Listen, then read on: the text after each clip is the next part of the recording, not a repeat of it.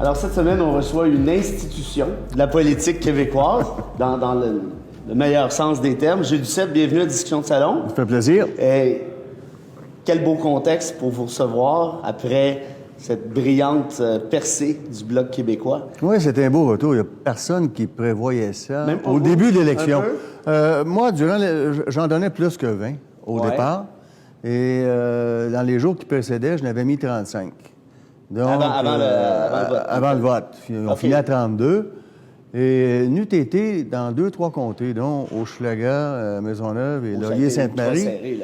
Ben, c'est surtout... c'est pas tellement que c'était... oui, mais même dans Laurier-Sainte-Marie, le Québec solidaire et Projet Montréal ont vraiment poussé sur le NPD. Quand on regarde le résultat du NPD, ils sont très supérieurs dans ces deux comtés à la moyenne ailleurs.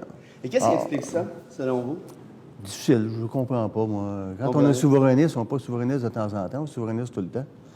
C'est souverainiste à temps partiel. Puis quand Nadeau-Dubois vient dire après, j'ai jamais vu de fédéraliste à Québec solidaire, on va regarder fort. Non, ça n'a pas de sens. Mais moi j'ai rien contre des gens qui vont être fédéralistes. Je suis pas d'accord. Non, mais c'est clair. légitime. Exemple, je m'entendais très bien que Stephen Harper. Pourtant, on ne pensait pas la même chose pantoute. Pas le diable, non. Mais c'était clair. Moi, j'aime mieux débattre avec quelqu'un. Je sais où il loge. On est là. Qu'est-ce qu'on peut faire ou qu'est-ce qu'on peut pas faire? Que être avec des gens qui font semblant. Ça, je suis pas capable. Cette victoire du Bloc, victoire, évidemment, au moins morale et même plus.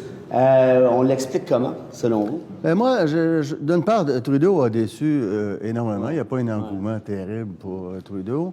Il faut faire la distinction entre le vote dans Montréal, qui est très fort pour les libéraux et dans les environs, puis le reste du Québec, où là, ça n'a pas collé. Les conservateurs, rien de surprenant. Scheer a fait une campagne atroce. Ça, c'est plusieurs députés pour le Bloc. Ah ben oui. Et Singh, bien sympathique, mais moi, il sautillait, là, j'appelais Jumping Jag. Jumping Jag. C'est ça. Et donc, ça n'a pas collé. Tout le monde voyait les Verts beaucoup plus forts, mais Mme May a fait une campagne atroce également. Mais plus que catastrophique, là. Contradictoire. Mais contradictoire, elle a lancé sa campagne à Victoria. Hein? Il était venu dénoncer le déversement de 8 milliards de litres d'eau usée à Montréal. Oui, puis on va faire la même chose. Victoria fait ça combien de fois par année, selon vous? Puis on parlait d'avortement. Non, mais combien de fois? Je sais pas. 365 jours par année, Victoria. Il n'y a pas d'usine d'épuration. Il envoie ça dans le Pacifique. Okay. Et celui qui a imposé une usine d'épuration à Victoria, c'est Stephen Harper. Ah, quand même. Parce que les Américains étaient tannés de recevoir la merde, c'est le cas de le dire, de Victoria. Et les pêches océan, ça relève du fédéral. Donc, c'est un peu comme si Trudeau avait annoncé sa loi contre les armes à feu dans les clubs de tigre. On aurait dit c'est comme ça.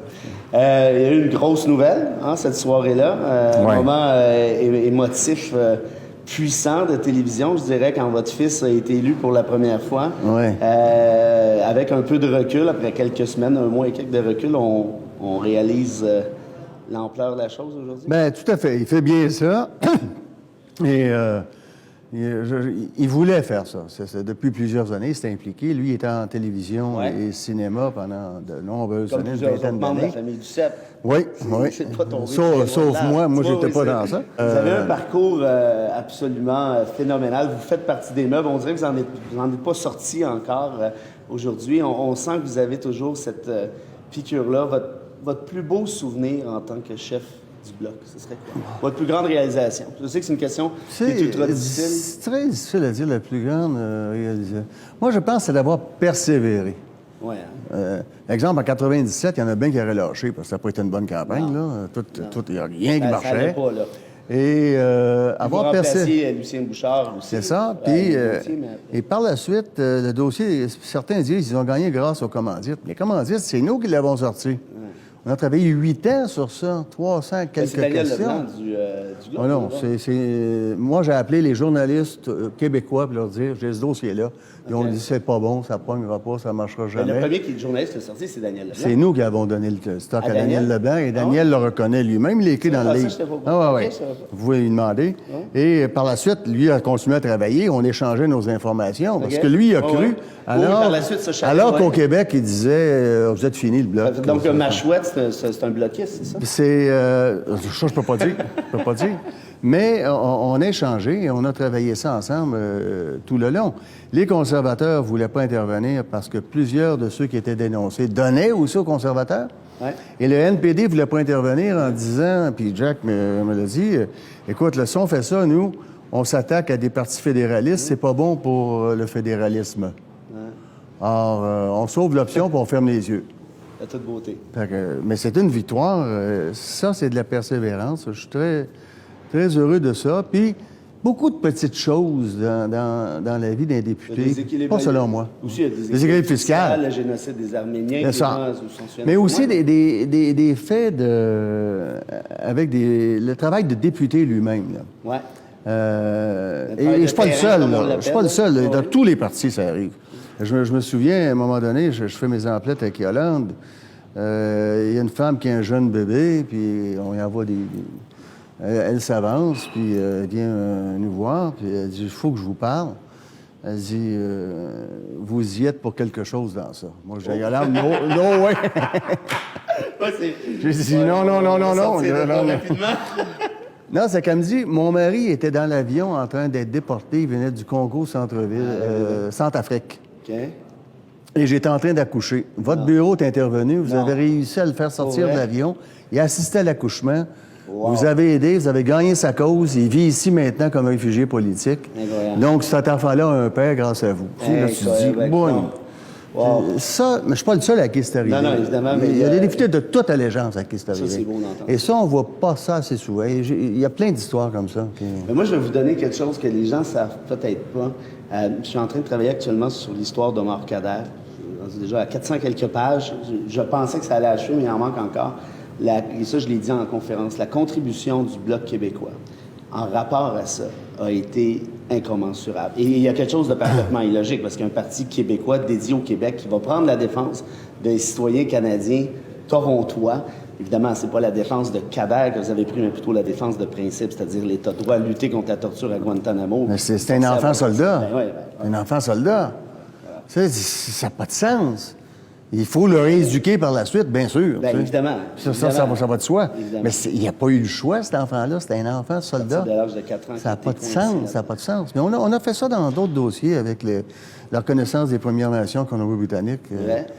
On a fait... Parce que on le ferait autant si le Québec est un pays souverain envers des gens d'un autre pays.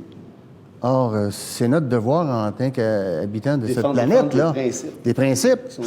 Il faut, je pense. Et moi, je ne suis pas pour la souveraineté, je ne suis pas contre les autres. Moi, il me disait, je n'aimais pas les Anglais. Ma mère s'appelait Rowley. Mon grand-père, c'est un British Home Child. Je leur disais en tournée au Canada, I'm a bloke who turned black. Ça, c'est quand même bon.